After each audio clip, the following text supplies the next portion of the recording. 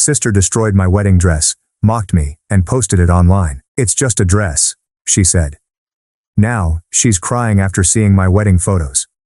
My sister wore my wedding dress for her engagement picture session, so I banned her from wearing it. Since childhood, my older sister has been cruel to me. It seemed more like she loved upsetting me than playing with me. She'd conceal my favorite toys for days when we were youngsters, only to uncover them when I did her chores. She would borrow my new clothing without asking and return them with food stains or little rips. I saved my money for weeks to purchase scented markers, but she used them to draw on her notebooks before I could use them. She liked humiliating me in public. At school, she told my classmates I peed the bed when I was small. When I challenged her, she shrugged and said, I was just making conversation. By the time we were teens, she was a clothes thief. I saved for a good shirt, but she wore it to a party before I removed the tags. When I grumbled, she'd roll her eyes and remark, "You're so selfish. Clothes are meant to be worn, not hoarded." Our parents always said, "That's just how she is. Don't take it so seriously." I got married this year. Saved for months to buy my dream outfit. A long trained fitting satin gown with hand-beaded elements and a veil. It was my most costly garment, but it was worth it. To protect it, I stored it in a garment bag in my mom's spare bedroom closet. I went back on Saturday to check on it before my final fitting and found it gone. I froze. "Mom, did you move it?" She avoided eye contact and continued, "Your sister borrowed it for a photo shoot." I phoned her right away. All cheery, she replied. "Oh hey. Yeah, I took it. Don't freak out. It's just for a few days. I'm doing an engagement shoot with Ben, her boyfriend, and the dress was perfect." I raged. "That's my wedding dress. You were wrong." She chuckled and said, "Wow, calm down. I'll have it dry cleaned and it'll be better than before. You should be thanking me. It's going to be famous on Instagram." I begged her to bring it back immediately. She answered, "Relax.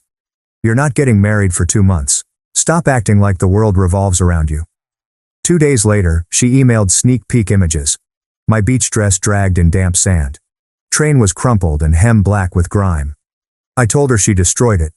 She said, "You're overreacting. It's just a dress. If you cared that much, you wouldn't let a piece of fabric ruin your day." My seamstress indicated some stains would never come out and some beads were gone. Devastated. However, my sister boasted that she would wear the dress to a big charity gala before my wedding since people would expect her to after seeing the images. I concluded it was all right if she believed it was a dress. Nowhere would she wear it. I informed my seamstress again. We planned. We made the outfit fit me better and not her. The waist was narrowed, the breast altered, and the hem reduced sufficiently to seem odd on taller people. We added tiny decorations that made it even more distinctive that my sister couldn't remove without destroying the outfit. A week later, I contacted her and said, "Sure, you can borrow the dress for your ball." She came over arrogant, perhaps thinking she'd won. She entered my room, unzipped the clothes bag, and froze. "Did you change it?" I grinned, adjusted for my wedding. She tried it anyhow. Watching her struggle with the zipper was thrilling. She huffed, twisted and squeezed in, but it looked terrible. The waist was so tight she couldn't breathe. The bust seemed odd and the hem sat uncomfortably above her shoes. Her face reddened. "You sabotaged it." Grinned. "No. I made sure it fit me perfectly. You know, the person actually getting married in it." She demanding I pay for her ball gown replacement. I add, "It's just a dress. If you cared that much, you wouldn't let a piece of fabric ruin your night." She was silent, then yelled at me for being selfish and intentionally hurting her. I reminded her she took it without asking, dragged it through sand, and ignored my sentiments. The ball moved. She shared several photos in an old cocktail dress. My refurbished gown was beautiful for my wedding. After removing the stains and replacing the beads, it fit like a glove. At reception, she sat in the corner, sad. Till I picked up my wedding images from the photographer a week later, I believed she'd learnt. He confusedly gave me the USB device. He replied, "Your sister already came by last night asking for copies." My hands turned cold, and I stared at him as my brain processed what he said. Ethan looked between us, and cleared his throat before explaining my sister had stopped by around 9 o'clock yesterday night to get them while I was at work. The words hit me like icy water, and I grasped the counter to calm myself because Charlotte had done it again, taking something mine before I saw it. My voice shook when I asked if he had the files and could make me another duplicate now. Ethan nodded and pulled up the files on his computer as I stared with my heart racing. The loading shots were gorgeous. James and I threw out our first look, ceremony and reception. But Ethan scrolled through and I saw gaps. All bridesmaid preparation photos were missing. James and I took quiet shots alone, and even the cake cutting seemed incomplete. Ethan scrolled through quicker now, frowning as he compared his master list to the screen. He seemed embarrassed and told me Charlotte had instructed him to remove some photographs from my copy because they weren't flattering. Before I could think of what to say, I dialed her number with my phone. On the second ring, she responded with a cheery voice and started gushing about her new Instagram wedding planning account's photographs. Her announcement of her engagement and how everyone liked her first look images as wedding inspiration had me speechless. I heard Ben inquire if she received the other stuff, and she giggled before putting me on speaker. She said she'd had Ethan modify some images to switch our faces for fun to imagine her wedding day and display them to businesses around town. She said she'd been visiting my suppliers, using my identity to check on arrangements, saying she was picking stuff up or checking information, which made my stomach plummet. I hung up on her mid-sentence because my wrath was making it hard to breathe, then turned to Ethan, who was burning a fresh USB with all the data.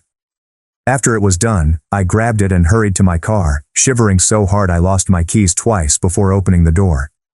The journey to my parents' place was a whirl of red lights and stop signs that I scarcely saw, worrying about Charlotte's treatment of my suppliers. Mom answered the door before I knocked and defended Charlotte, claiming I was overreacting to a few images that sisters exchanged stuff. I pushed past her without answering and ran up the stairs to Charlotte's room, opening the door to discover my worst nightmare. My wedding images were printed and hung on every wall with comments, venue shots underlined in red marker, and floral arrangements labeled with vendor names and phone numbers. My secret Pinterest boards were printed too. She also wrote "booked" next to vendors with dates that fit my wedding timetable.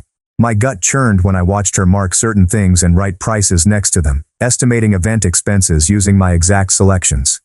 Behind me, car doors slammed and Charlotte's voice rose from below, laughing with Ben as shopping bags rustled. Charlotte emerged in the doorway with bags from my wedding dress store, where I got my veil and shoes, as they climbed the stairs. She brought out the veil I'd been eyeing for months, and the pearl-covered shoes I'd worn. Ben stood behind her feeling uncomfortable as she swung around asking whether they'd look nice with the dress, emphasizing the last two words like we knew which dress she meant. When I phoned my venue, the organizer was anxious and said Lily Parker had called that morning to reschedule the booking date. She declined since the voice didn't match my from past conversations, and now they want in-person verification for account changes. My hands were texting frantic texts to James while Charlotte talked about her wedding preparations utilizing my florist, caterer, band, and everything else I'd spent months arranging. It's odd that the photographer mentioned Charlotte picked up images last night without calling to check. How casually she waltzed in saying Lily sent her seems odd, especially because wedding images are intimate. In 20 minutes, James walked past everyone to locate Ben in the corridor, his face black with wrath. He directly asked Ben whether he knew what Charlotte was doing, and Ben's puzzled look told us everything before he spoke. Ben stated Charlotte told him I'd offered to let them use my wedding plans because they were getting married and that we'd negotiated a vendor discount. The poor guy believed we were working together and was horrified when James clarified. That night at my kitchen table, Sophia and I went through every vendor contract, updating passwords and security questions to all my accounts and changing contact emails. She said Charlotte tried on my sample arrangement last week, putting it up to her dress as the florist snapped photographs. The florist thought we were shopping together because Charlotte knew my order down to the rose colors and stem ribbon I wanted. That afternoon, I received a flood of calls from family members I hadn't spoken to in weeks. My Aunt Linda phoned first, puzzled about if the wedding was still going after Charlotte urged her to keep her calendar flexible in case the date changed. Since Charlotte offered to organize communications for both ceremonies, my cousin Sarah texted to inquire if we were having a double wedding. While receiving calls, I signed onto my wedding website on my laptop. I couldn't believe what I saw when the page loaded, but the password worked. Charlotte included a full section about a double wedding party with photographs of herself and Ben from their engagement shoot in my outfit. The heading now read Lily Parker and James and Charlotte and Ben's wonderful day, explaining how the sisters shared their perfect moment. I saw 20 new persons on Charlotte's RSVP list with Instagram handles instead of email addresses. James walked over and started browsing Instagram on his phone. His face paled as he turned the phone toward me after finding our wedding hashtag. Charlotte used Lily and James 2024 to upload daily content, making it appear like she was preparing her wedding. The engagement images in my dress garnered over 45,000 likes and hundreds of comments praising the gorgeous bride and inquiring about wedding arrangements. Thousands of followers assumed they were following my wedding journey, not hers. James and I headed to my parents' house with the screenshots and evidence. When we entered, Mom was in the kitchen and Dad was reading in his chair, gazing up uncomfortably at us. I displayed the modified website, Instagram postings, and bewildered family texts on the table. Dad shuffled uneasily but kept silent while Mom looked at everything and smiled like nothing was wrong. She claimed Charlotte was delighted and playing, so I should feel flattered. Sibling wants to be like me. Mom waved her hand and stated pooling resources would save everyone money when I mentioned Charlotte meddling with my vendors. 2 days later, Sophia brought her laptop and helped me construct new social media accounts with alternate handles and a password-protected wedding website. The evidence folder on my computer has screenshots with timestamps of everything Charlotte did for hours. Sophia began shaking her head while we worked, saying she'd seen similar behavior in hospital patients with personality problems. She advised legal protection before things worsened. James's sister was a downtown paralegal, so I met her the next morning. After listening to everything and reviewing our evidence folder, she said I may get a restraining order but needed additional proof of injury or danger. She advised writing a cease and desist letter first to provide a paper record if we escalated. I hesitated because I knew this would seriously upset my family, but James grabbed my hand and demanded we safeguard our wedding from being hijacked. Sophia emailed me a link with the words, "You need to see this now," in all caps while I was cooking supper. Charlotte's Instagram video showed her touring her wedding dress in my seamstress's shop. She strolled around the garment on the mannequin, pointing out intricacies and said she and the seamstress planned everything. After months of planning, I recognized the backdrop cutting table where I'd spent hours choosing fabrics and debating changes. Charlotte's vision was lauded and many asked whether she accepts clothing commissions. I phoned the seamstress immediately, and she sounded terrified and sorry. She said Charlotte arrived that morning to check on wedding last-minute changes.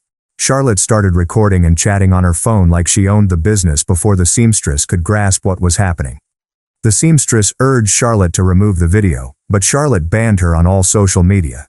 She promised to clarify the reality but was afraid Charlotte's supporters would criticize her online and ruin her business. After 2 days of Charlotte's posts going viral, Ben arrived at my apartment door alone, perplexed and unhappy. James allowed Ben in while I was in the kitchen, and Ben showed us something on his phone that made me sick. He kept screenshots of our text chats, which I never sent. Messages saying I consented to the double wedding and thanked him for his support. He showed us his genuine text history where his real conversations to me had been removed and replaced with false supporting answers that made me seem on board with everything. I suggested Charlotte wear my grandmother's jewelry for the wedding photographs in one of the bogus messages, which explains her current posts. Ben slumped heavily on our couch and massaged his face with both hands before revealing he'd doubted Charlotte for weeks. She studied my wedding preparations every night, copied my vendor contracts word for word, and practiced my signature on scratch paper. He found a notepad in her desk drawer with hundreds of Lily Parker's pen to resemble my handwriting. Also, she now called the wedding our day, meaning her day, not theirs. James scheduled a legal appointment for the next morning while I stared at my phone at the kitchen table. The lawyer's office was downtown in an ancient building with creaking elevators and tight halls. She took notes on a yellow legal pad while listening to our narrative. After we finished, she put down her pen and said Charlotte was doing wrong, but proving actual injury in court would be difficult. Without theft or violence, our case would be challenging. She advised us to document everything and consider suing for mental anguish. I photographed every communication, social media post, and vendor email. After months of planning, I headed to the bakery for my cake taste a week later. I froze as I entered. Charlotte was there at my appointment time, tasting samples and pointing at cake design photographs. The baker appeared surprised when I stated my appointment. Charlotte showed me looking texts, stating we'd share the tasting on her phone. I reacted when she grinned and remarked, "We might as well taste cakes together since we were both already there." I shouted at her in front of everyone that she was a liar and thief. Voice grew louder. Charlotte opened her eyes and cried, telling the baker and other customers that I'd always envied her. She said I couldn't share attention and was ruining her engagement. The baker urged us to leave. James browsed Charlotte's Instagram on his phone as I shook in my vehicle. He went pale after finding anything. She posted old family photos modified to show me playing dress-up as a child. She photoshopped her face over mine. Rewriting our childhood, she made it seem like she always adored weddings. Timestamps proved she modified them all in recent weeks. On Sunday, I drove to my parents' house for our customary family meal but couldn't get out. Charlotte showed Mom something on her phone via the living room window. Probably more wedding things. My automobile was parked when Dad peered out the window, neither waved nor came outdoors, just drove away. Monday morning my phone was full with alerts.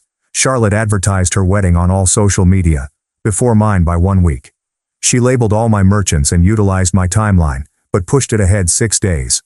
Her article received hundreds of shares and comments from people offering sponsorship. My caterer contacted an hour later to ask about the date change and whether they were conducting 2 parties. Ben found bogus texts on his phone saying Lily consented to everything. Talk about advanced identity theft. Charlotte steals wedding plans too. She writes fan fiction about Lily as a supporting character in her life. Someone pretending to be me called to move things up a week. They had to confirm both events in writing with fresh deposits or cancel one. Charlotte's goal seemed clear to me. James drove to Ben's workplace that afternoon without notifying me. Ben invited him in and they spoke for over an hour. James informed me Ben confessed when he got home. Charlotte pushed him to propose so she could book venues legally. The engagement images were phony. He didn't propose. Because Charlotte stated she'd injure herself if he didn't support her wedding fantasy, he did everything. That night, I couldn't sleep and browsed my laptop's old images. Charlotte wore my stuff in every birthday, graduation, and holiday photo. My jewelry during her sweet 16, blazer at college graduation, and lucky bracelet at her job interview. The pattern was always there, but I'd never assembled it. 2 weeks passed with additional vendor calls and social media posts. Sophia cried on my phone one day. Charlotte was texting my other bridesmaids on Instagram she discovered. She offered to compensate them for both weddings as an influencer partnership. 2 were considering it because they needed student loan money. Sophia claimed manipulation, but broke college students needed $900. 20 minutes later, the venue coordinator worried on the phone. Someone contacted that morning to cancel our booking, not simply modify the date. Only because James was identified as co-signer and they couldn't reach him at his workplace for confirmation did it fail. She claimed more. Last night, their security cameras showed someone trying to enter their workplace after hours. She emailed me the tape immediately, and I viewed it on my laptop while she spoke. Charlotte was at the rear door, trying keys from a massive ring at 2:17 a.m. A stranger stood next to her with lock-picking equipment. They spent 40 minutes fixing the door, but the new security system kept them out. The venue management stated this was enough to permanently ban Charlotte and would assist with legal proceedings. Mom called screaming as I was thinking about this. She started reciting numbers and weeping, unable to construct sentences. Dad found his credit cards were maxed up that morning when his gas station card was refused. Charlotte booked wedding vendors around Phoenix using their information. 3 wedding planners, photographers, florists, and caterers were engaged. 4 sites had deposits, and personalized invitations had urgent delivery. The damage exceeded $25,000. Mom asked me to fix it without contacting the police because she couldn't bear having her daughter detained. Charlotte had committed identity theft and fraud, I informed her. She cried harder. Dad phoned me from his office an hour later, whispering. He stated he had a dossier on Charlotte for years but never showed anyone since Mom always excused her. He had images of wrecked property, permission documents with falsified signatures, and intricate tales she told teachers and neighbors from when we were youngsters. Mom urged him to ignore high school police reports. He supported my decision but was afraid Mom would never forgive him for opposing Charlotte. Next morning, James and I met Ben at a coffee shop. He looked exhausted and hadn't slept in days. He gave us his phone and showed us thousands of texts from his sister questioning why he ignored her. Before checking a friend's phone, he'd never received messages. Charlotte intercepted his mail and blocked his phone lines, informing his family he didn't want touch. His mom felt he hated her since Charlotte responded to her SMS as him and said horrible things. He showed us his mother's genuine texts, asking what she'd done wrong. After 2 days of attorneys and police complaints, things worsened. The receptionist knocked on the conference room door appearing worried during a work meeting. She said my sister was in the foyer with a video team, demanding to record. Charlotte was with 2 people with excellent cameras and lights when I left. She ran toward me with her arms extended, claiming this was our big reconciliation episode for her YouTube sister wedding planning series. She continued coming after I urged her to leave.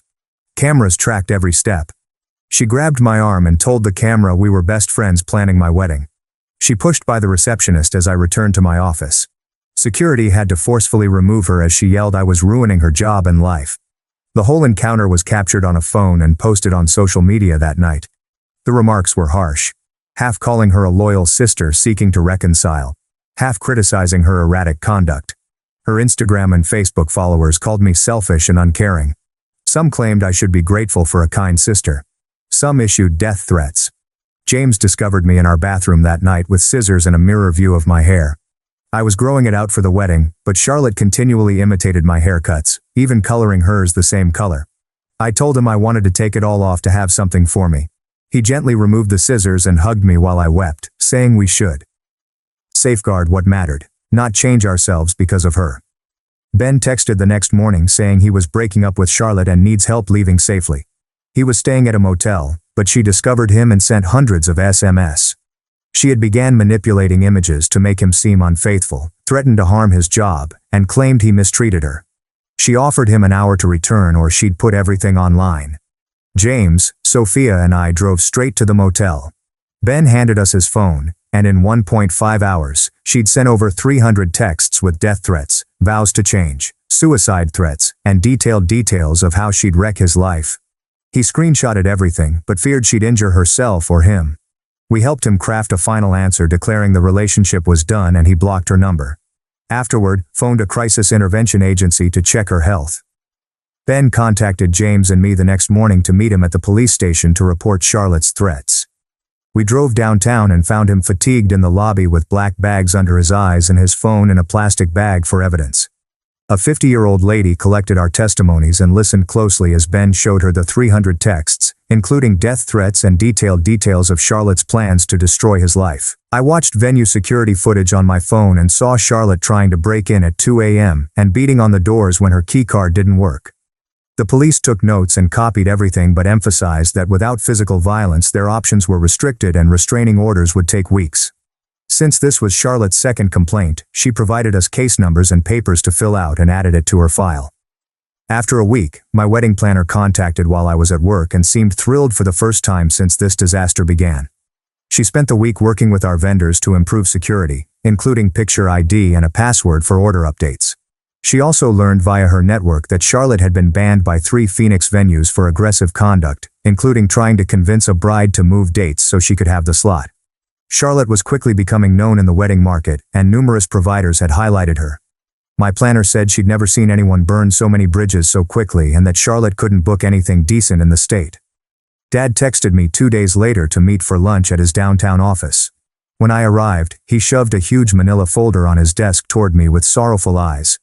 The records included 20-year-old report cards with teachers' comments on Charlotte's bullying and lack of empathy. 3 therapists Mom took her to as a teenager left notes, all urging rigorous therapy for antisocial tendencies, which Mom never did. The worst was Charlotte's sophomore year police report, when she was found using her roommate's credit cards and opening new accounts using her name. Mom hired a lawyer and bribed a roommate to drop charges, and it was forgotten. Dad saved everything, even emails where Mom apologized and said Charlotte needed more love and support. Ben said Charlotte threatened to kill herself if he didn't attend her sham wedding. That's a significant claim to drop in. I wonder what Ben hasn't spoken about their connection and how long this deception has gone on. After years of trying to help Charlotte, Mom constantly stopped him and threatened divorce if he persisted. When I made supper 3 days later, my phone kept vibrating with alerts. Charlotte released a 20-minute video on every platform stating Ben had assaulted her and I'd charmed him to take him. She modified copies of earlier texts to seem menacing and captioned happy photographs to look like she was hiding bruises. Charlotte sobbed on cue as she discussed her pain and betrayal in the professionally made film with sorrowful music.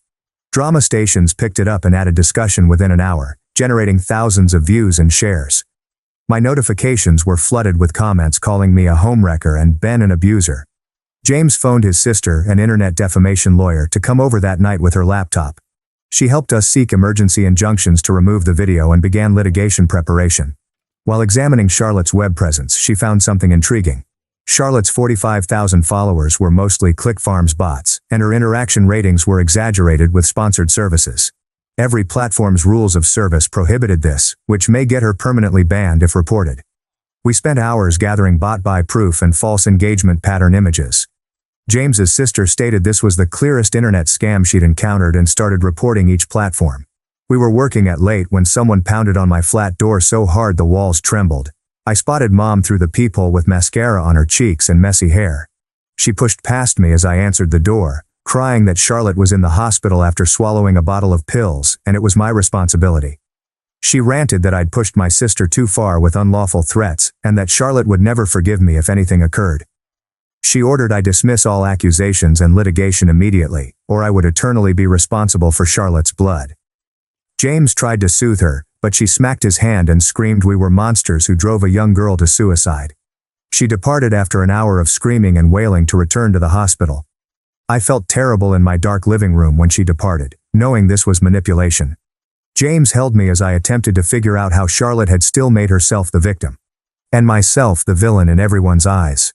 All those treatment records Dad showed me made me question whether I'd ever break this cycle. Ben called 2 days later from the hospital parking lot where he'd gone despite warnings. After the suicide attempt he felt horrible and wanted to check on her. After entering her room he heard her on the phone giggling about how well her plan worked. She told whoever it was that she'd calculated how many pills to take to need medical treatment but not do significant damage and timed a video release for maximum compassion. He videotaped some of the chat on his phone before a nurse ordered him to leave. Sophia contacted me an hour later from her hospital's other wing as a nurse. She risked her career to corroborate Ben's overheard conversation with Charlotte's hospital colleagues. After ingesting a non-lethal sleeping drug that required stomach pumping but no medical assistance, Charlotte contacted 911. The call was made exactly 1 hour after the video went up to maximum compassion. Sophia's co-worker reported Charlotte texted and took photos throughout the ER, seeming more concerned with her beauty than her health. The next morning, my lawyer sued Charlotte and Ben for defamation for bogus abuse charges. After receiving bot farm legal letters and documents, the site removed Charlotte's videos. Her accounts were stopped for 48 hours awaiting investigation, and numerous influencer businesses who were contemplating sponsorship arrangements deserted her immediately after seeing the lawsuit. More evidence of false followers and controversy shattered her online identity. James demanded I attend a therapist the next week to digest my family's events. My therapist in a modest facility near downtown Phoenix had me fill out family dynamics papers that showed me how bad things were. She listened as I described the clothing, images, and bogus social media profiles. I finished, and she remarked, I'd been experiencing emotional abuse for years. I'd never thought of it that way before. But she explained how Charlotte's habit of removing my belongings and my parents constantly explaining it taught me my feelings didn't matter. We set limits and she helped me see Charlotte's decisions weren't my fault. Despite Mom messaging me that I was wrecking the family, Dad reviewed previous bank statements since the lawyer wanted financial documents for the restraining order lawsuit. Found something that made him contact me quickly. Small withdrawals from Mom's savings account were found back 5 years. Always under alert levels. They all went to Charlotte's accounts when he tracked them. He investigated and found she'd been withdrawing money from their joint accounts, Mom's personal account and their medical emergency fund. The theft totaled over $45,000 over time. Another problem was that Dad uncovered 3 credit cards he'd never opened when he checked his credit. He summoned me to check mine, and I found 4 unknown cards in my name. Charlotte kept the cards active by paying minimal payments since they were opened years earlier. The amounts were maxed up and my credit score was being ruined without my knowledge. The designated investigator began investigating after we submitted police complaints immediately. Within days, she located additional victims. Even Charlotte's college roommate had strange credit cards. 2 old pals who'd cut her off years before for unspecified reasons did too. This was over a decade of identity theft and financial crime, according to the detective. Though modest enough to elude examination, quantities can reach hundreds of thousands of dollars. A week later, the detective contacted to say they had enough evidence for an arrest warrant and inquired where Charlotte was staying.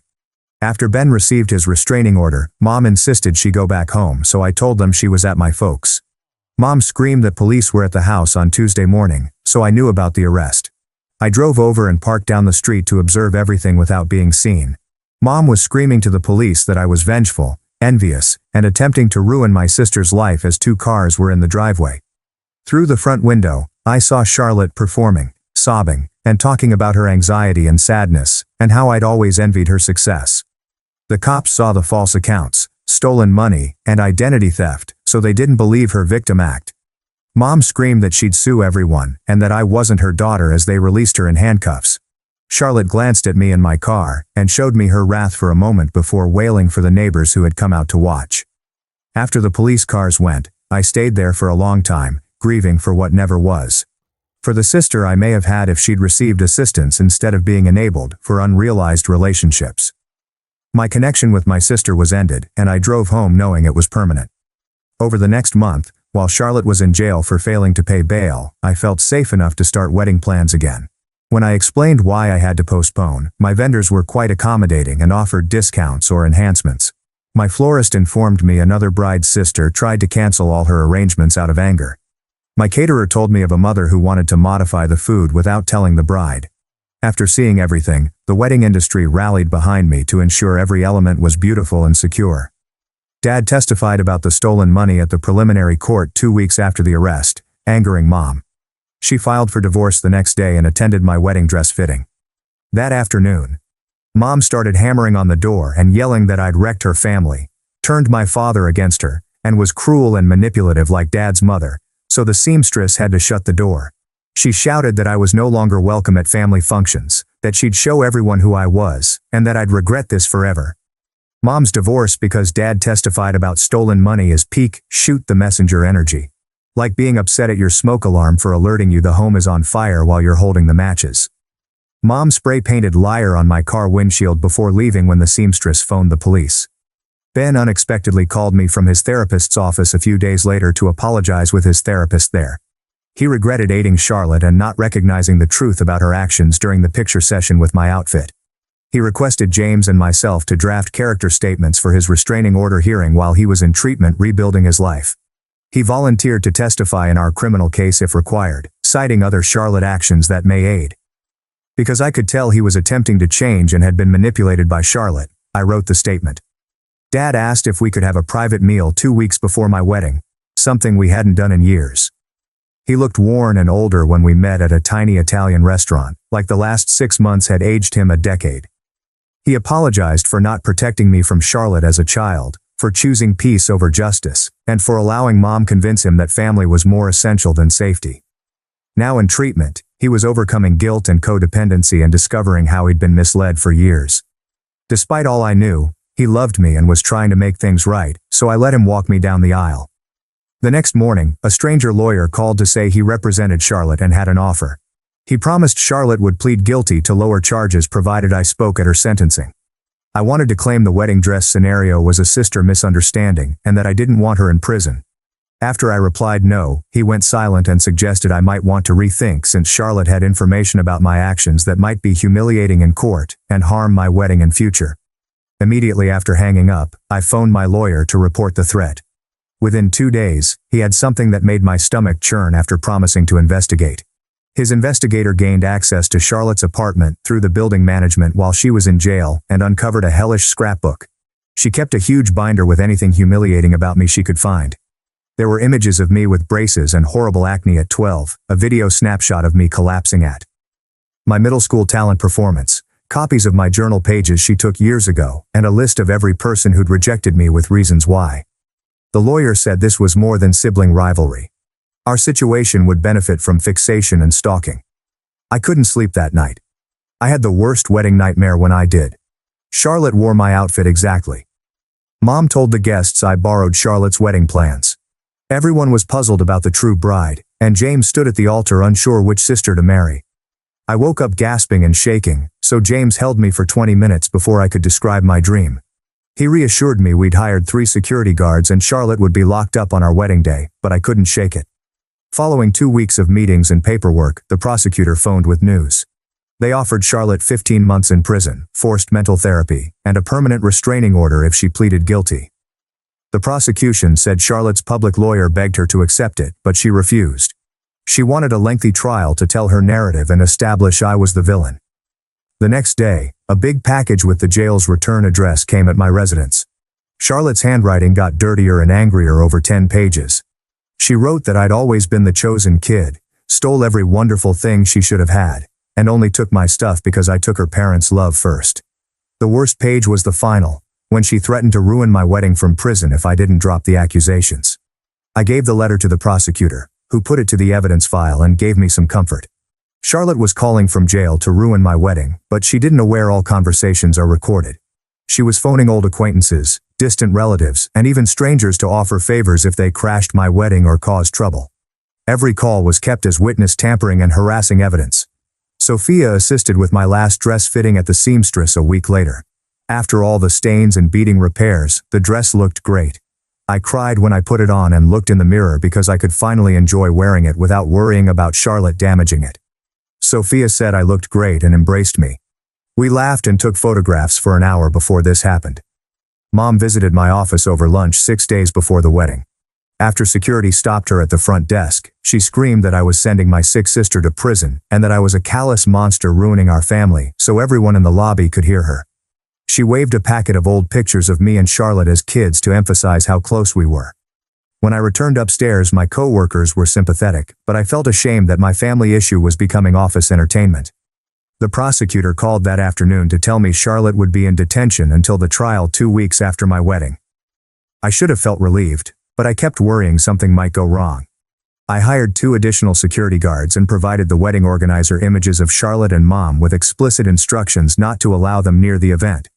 I went to the site alone 3 days before the wedding to stand in the empty ballroom and envisage my day without this. The coordinator explained the security precautions, including off-duty police officers at every entry, ID checks for attendees against the approved list, and a safe place in case I needed to leave immediately. Though it wasn't the carefree party I imagined when James proposed, it would be mine. That night, Ben called with a troubled voice. Someone pretending to be Charlotte's friend offered him $4,500 to stand up during our ceremony and protest or create a commotion. He filmed the whole discussion on his phone, and the guy accidentally revealed that Helen, my mother, was paying them to find someone to spoil the wedding because she couldn't. My phone was full of texts and missed calls at 6 o'clock the next morning, my wedding day. Sophia called, and when I answered, she was speaking so quickly I couldn't hear her. Starting at 5 a.m., someone called all the wedding guests to cancel due to a family emergency. Half of our visitors were bewildered and questioning what occurred, while the other half were planning their Saturday. I was in disbelief when Sophia and the other bridesmaids called everyone back to mend the damage. James texted that his groomsmen were working on the guest list and advised me not to worry. One bridesmaid's phone company pal called with news within an hour. A burner phone acquired yesterday with my mother's credit card made the calls. While getting dressed, I tried to ignore my mother's attempts to ruin my wedding. My dad arrived at the hotel suite with a packet of documents and a scowl. He filed for a restraining order against Helen in court yesterday without notifying me. She was banned from 500 feet of me in the wedding location after the judge approved it based on the prior few weeks' evidence. He hired 4 more security guards with his own money and had them scrutinizing every entry. I felt something in my pocket and pulled out a little folded letter while putting on my clothing. My seamstress said this dress has gone through hell like me, and I should wear it with pride because I deserved this day. Sophia had to reapply my makeup when I cried and sat down. A security guard contacted my dad 2 hours before the event. Helen was stopped at the venue gate with 3 women claiming to be Charlotte's pals. For Charlotte's Injustice documentary, all 4 held up phones and filmed everything. Helen was arrested for breaking the restraining order when the security guard alerted the police.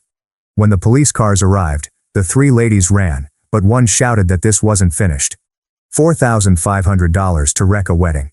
Mom privately donating so much through bogus pals while her daughter is in jail is unusual. What more has Helen been doing with the family money behind closed doors while playing victim? As visitors arrived, James drew me away with stomach-churning news. The prosecutor phoned him because Charlotte had been freed on bond that morning, owing to a prison paperwork error. They were trying to re-arrest her, but nobody knew where she was. Security boosted patrols and checked every car entering the parking lot. Someone raced in 30 minutes before the event, stating they spotted Charlotte in the parking lot near the back entrance.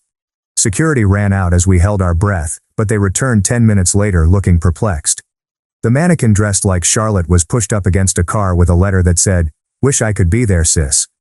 It was mind tricks, but it worked because everyone was on edge.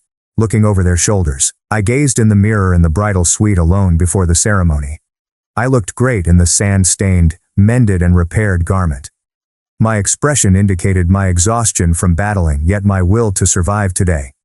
I resolved then that Charlotte had stolen enough from me and that this day was about James and me no matter what.